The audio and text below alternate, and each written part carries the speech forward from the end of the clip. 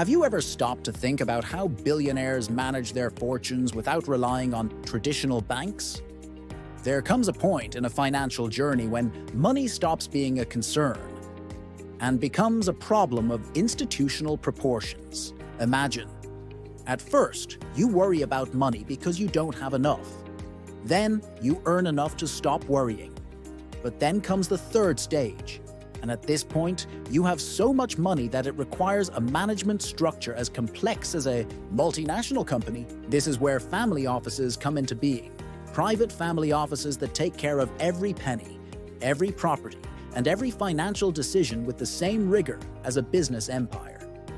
In this video, we will delve into this invisible universe, where numbers stop being simple figures and become systems.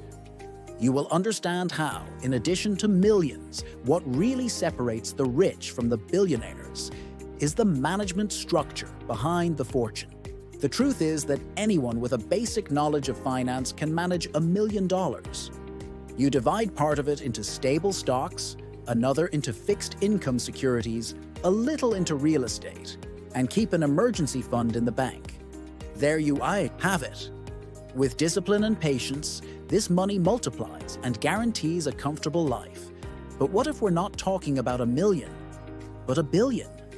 At this level, the interest you receive each month alone is already greater than the wealth of entire families. You no longer have just one house. You have properties in several countries, companies, shares in private funds, art collections, philanthropic obligations, and inherited legal structures. Your day-to-day life requires constant financial, legal, tax, and strategic decisions. And this can no longer be controlled with just a banking app or an Excel spreadsheet.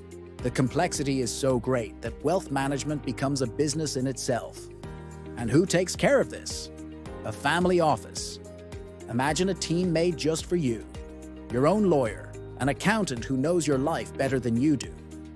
An investment manager who only thinks about your portfolio, and even image and philanthropy strategists. All hired and paid by you, working exclusively to maintain, protect, and multiply your wealth. A family office is basically this: a private company created to manage your fortune as if it were a multinational company. If you were Batman, the family office would be Alfred. And this type of structure is becoming more popular than ever. In the United States alone, more than 7,000 family offices are in operation today. Worldwide, there are already more than 12,000, controlling between $6 and $10 trillion. That's right, trillion with a T.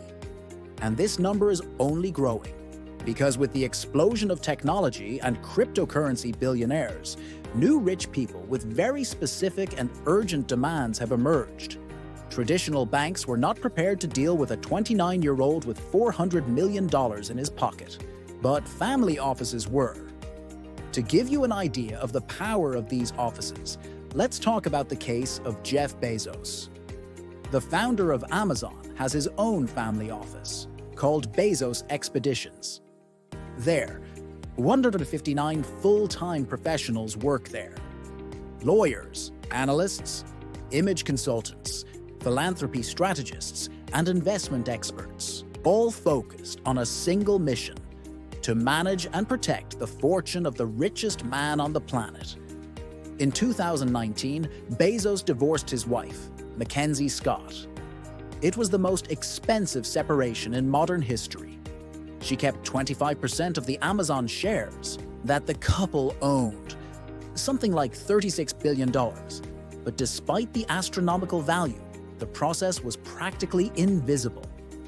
No scandals, no public court battles, no real impact on Amazon's market value or on Bezos's own image. Why? Because his family office had everything planned out. Even before the divorce, legal structures and risk containment strategies were in place to absorb the impact. That's the level of control and foresight that a family office offers. But when does someone really need to set up a family office? Is there a limit? The short answer, yes. Once you cross the $100 million mark in assets, the game changes. Up until you reach $30 million, you can still count on private banks, fund managers, and outsourced consultants. But after 100 million, your financial life becomes an ecosystem. You no longer deal only with investments. Now you have multiple businesses, properties in different countries, obligations with foundations, inheritance planning for 3 generations, and all of this needs to be integrated. Banks can still help, but they are companies. Their priority is profit. Their recommendation will not always be the best for you. What's more, you will be dealing with several professionals who do not communicate with each other. It's chaos. This is where a family office not only makes sense, but becomes essential. And setting up a family office isn't like opening a bank account. First, you create a company, usually an LLC, a limited liability company. The name.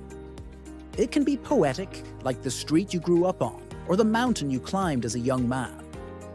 But behind the name lies a real corporate structure. You start by hiring a personal CFO, then a compliance officer, someone to handle risk, an investment director, and professionals specialized in specific sectors such as real estate, technology, art, and even ESG, if your fortune is also committed to social responsibility. Little by little, this team becomes your right-hand man, managing not only your money, but the emotional legacy that comes with it. Because money at this level is no longer just about living well. It's about leaving a legacy. If you've made it this far, you've already realized that a family office is more than a luxury. It's a structural necessity for those who want to maintain control and the longevity of their own fortune. But the most interesting thing of all is that with the transfer of wealth that is happening in the world, in the next 20 years alone, more than $84 trillion will pass from generation to generation. Family offices will no longer be a rarity and will become the new standard among the super rich. This silent race for the best lawyer, the best manager, and the best strategist has already begun. And those who do not assemble their team in time may lose not only money, but also influence, public image, and even family stability. After all, managing wealth is easy. Building a legacy is for the few. And that is the difference between being just rich and becoming unforgettable. But this practice is more common than it seems.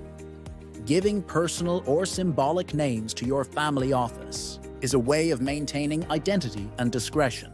After creating the legal structure, you define the scope of operation.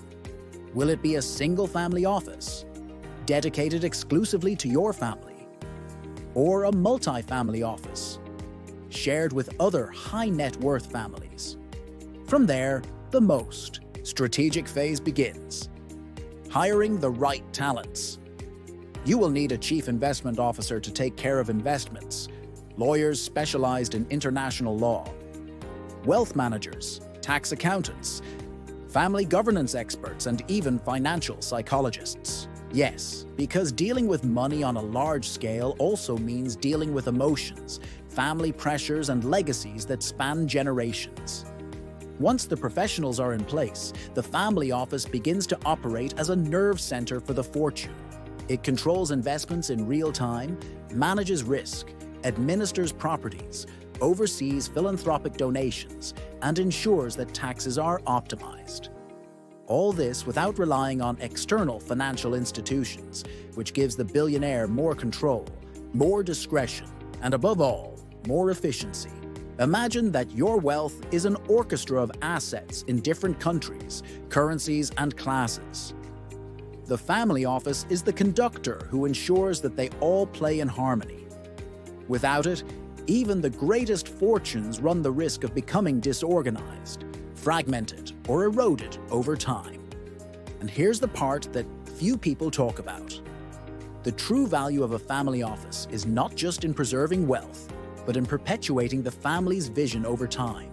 It's what ensures that the second, third, and even fourth generations know what to do with the inherited wealth, that their children and grandchildren don't just spend it, but also take care of it, multiply it, and use it to generate impact. Some family offices even have training academies for heirs, teaching them from an early age to think like investors, to lead philanthropic foundations, and to understand the business world with the mindset of founders, not just beneficiaries. So, if you're looking to understand how money really behaves at the top of the pyramid, or dream of one day climbing there, remember this. The family office is the backstage where the real magic of wealth happens. And even if you don't have $100 million in the bank yet, knowing these strategies can completely transform the way you see your own financial journey. Because in the end, the difference between a millionaire and a billionaire may be less about the money and more about the structure that manages it all. If you like this video and want to continue learning how the super rich think, invest, and protect their fortunes, like it, subscribe to the channel, and activate the bell. We post content like this every week, and comment below. If you had a family office today, what would be the first investment it would make for you? Let's talk in the comments. See you in the next video.